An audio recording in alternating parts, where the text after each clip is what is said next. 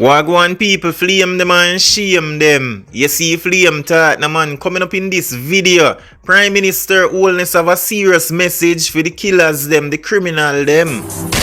Police and thief in a shootout. Man called Beenie man charged for a shooting in West Kingston. People, I know you don't want to miss out on these topics, so please don't go nowhere. If you have viewed the channel for the first time, subscribe to the channel, hit the notification bell, leave a like on this video, leave your thoughts in the comment section. Round here, flammable, stay tuned. Enough sad time, enough bad mind, enough never want so we make a time now. Enough sad time, enough bad mind, enough never want so we make a. So people, this single is entitled Enough Sad Time, featuring the likes of Yardi 876 and Japheth Cameron. I now go around the thing, the song here, I love it 100%. It's a motivational song. So the item can just click the link in the comment section and run go support the full song, you know what I mean? The artists them make we know say, oi, enough sad time, you know, and enough bad mind, you know. You see them boy they over there, so you see how them eye red, you think them want to see we shine? No, hombre, them don't want to see we hot in a real life. Yo, me I tell you, you know, songs like these tell you TV like for promote. So people, I want to go support the artists them most definitely, because I love how the artists them deliver consciousness.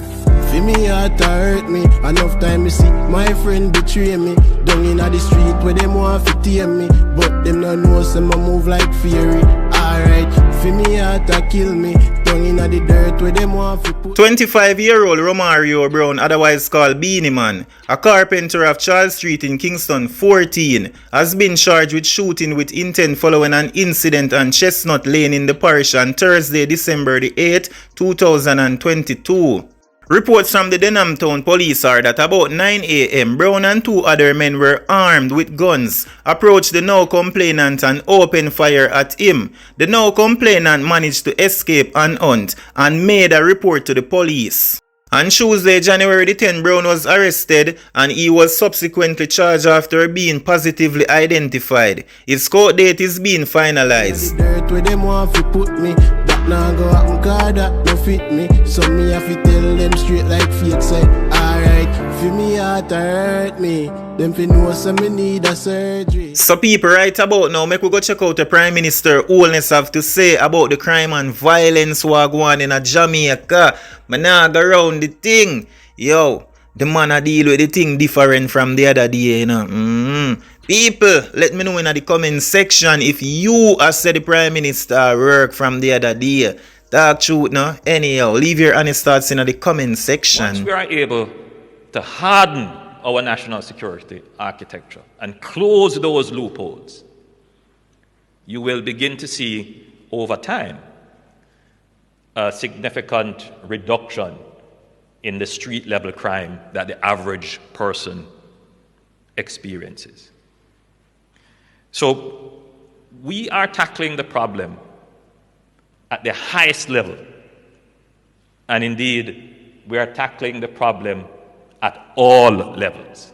So we have put in place a governance architecture. We're having this meeting because this governance architecture is at work. It has pulled together all the security entities.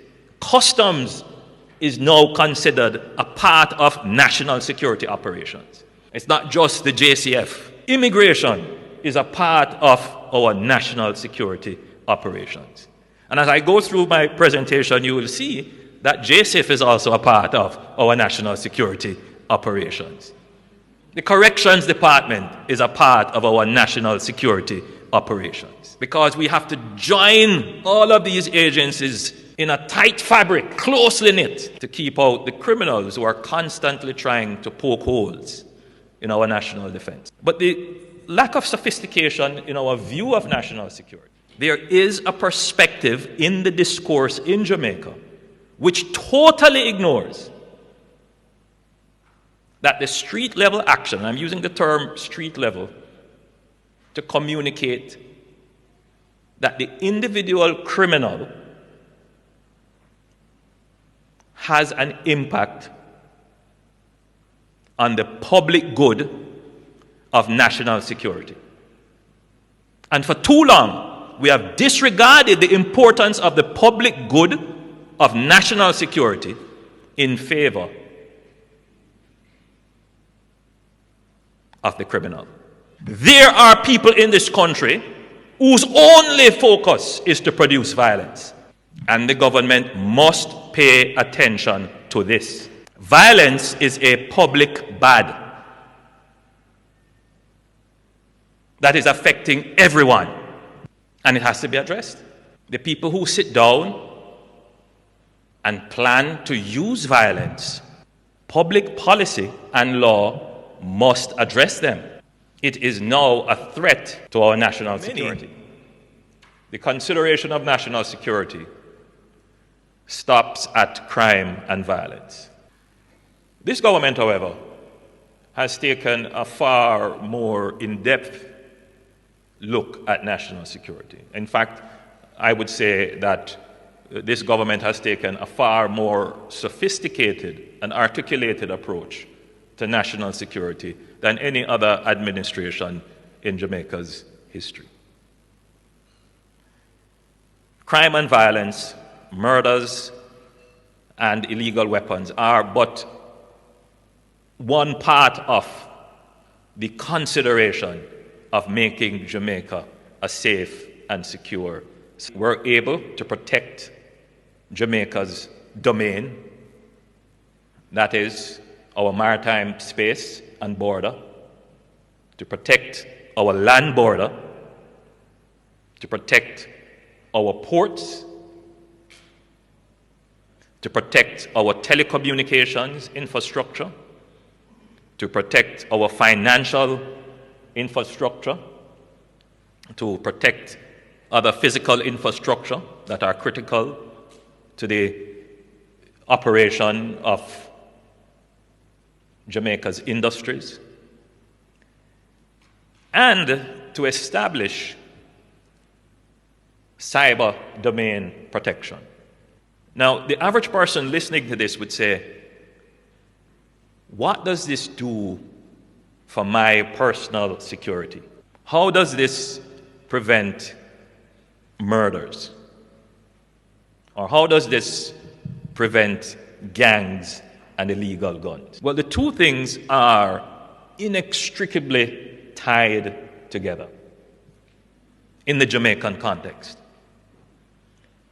A large part of the driving force behind the availability of guns and murders is the relative weakness of our national security architecture.